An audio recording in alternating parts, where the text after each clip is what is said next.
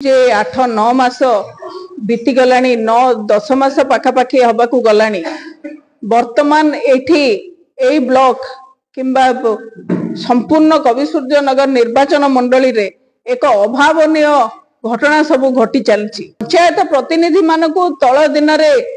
अणदेखा करा जायछि एवं तांकर संपूर्ण क्षमता को हत्या करा जायछि। तांकर क्षमता को काटी एठी बीडीओ एवं विधायक उभय सालिस होइकरी संपूर्ण भाव रे दुर्नीति बढ़ी चलीछि। बेगुनियापड़ा ब्लॉक रे दुर्नीतिर चरम सीमा रे पहुंची जायछि। एठी स्थायी बीडीओ नाहंती एवं ए जो घंटाकिया बीडीओ से बोधे आईन कानून किछि जानी नाहंती। पंचायती राज व्यवस्था भितर मीटिंग को भली भाव रे डका जाए विरोध करबा पई कोरम नथाई मध्य बीडीओ रो कोन स्वार्थ रहिला कोन व्यक्तिगत स्वार्थ बीडीओ कर रहिला जे जने सरकारी ऑफिसर है कि आईन कानून को उल्लंघन करिकरी से मीटिंग को जारी रखिले। जो मीटिंग रे विभिन्न प्रोसीडिंग हबार मध्य आमे नजर देखिचु वीडियो मध्य देखिचु चारियाडा आपण माने मध्य वीडियो देखिछथि। मते संदेह लागुची जे ताकू मैनिपुलेट करिवा पई निश्चित भाव रे जो रजिस्टर टी रही से मैनिपुलेट करबा पई बा डा हाथ रे मध्य सिग्नेचर करबा पई ए वीडियो पछेइबनी बोली मोर धारणा रहूची। कोरम नाही मीटिंग को बातिल कर देबार थिला बातिल न करी ताकू मीटिंग को करिसंती सेटा मध्य जने सरपंच को नेकिरी मीटिंग रे अध्यक्षता करबा पई जने सरपंच को दायित्व देइछंती। ये संपूर्ण भाव रे असंवैधानिक। आमे कलेक्टर महोदय को अनुरोध करिबु जे आकु तुरंत ए मीटिंग को बातिल करा जाऊ एवं नुआ मीटिंग पुणी थरे आगे खूब शीघ्र मीटिंग डका जाऊ। बेगुनियापड़ा ब्लॉक रो उन्नति बेगुनियापड़ा ब्लॉक अंचल रो विभिन्न कार्य को जो भली भाव रे करई दउ नाहंती एवं सबु क्षेत्र रे जेई मानको कहउछंती जे आमे जहा चाहिबु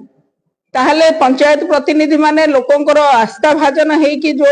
पद पदवी अच्छी पंचायती राज एक्ट बोधे जानी नाहंती केही से भली भाव रे से माने आचरण करूछंती। मोर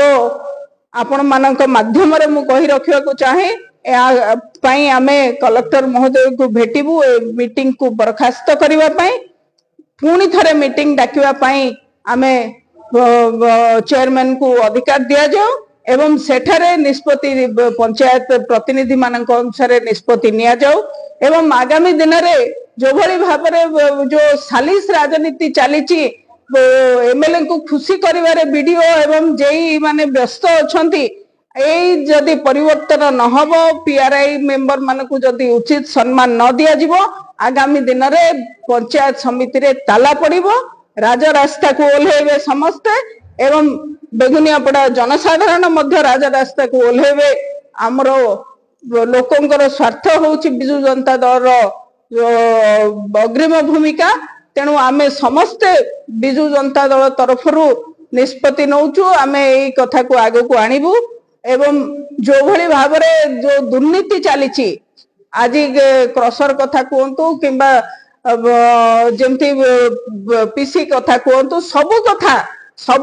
कथा को खुल्लम खुला भाव रे चलीची। आउ एजेंट साजी छंती एई सरकारी चाकरिया मान किछि चाकरिया जो माने तांकर व्यक्तिगत स्वार्थ देखुचंती किंतु आपण माने देखिथिबे पीओ मानकू जो भली भाव रे कमेंट करि परुछंती जने विधायक होचंती जने संविधान रो सर्वोच्च पोस्ट रे अछंती ओडिशा विधानसभा रे जने सदस्य। अति दुखर कथा जने सरकारी चाकरिया मानकू से कोहली भाव रे सरपंच टिकट दबा कथा कहि परुछंती से बोधे जानी नाहंती आईन कोन कानून कोन कहार लिमिटेशन कोन बोधे जानी नाहंती सेथि प्रति से संवेदनशील हवा दरकार एवं मोर अनुरोध से भाई मानकू भौणी मानकू जो माने सरपंच टिकट नवा पई आकृष्ट हो रही बरम तांकर जेई वीडियो मानकू सरपंच टिकट दे दियंतु काहे कि ना भलो एजेंट भलिया काम करि परछन।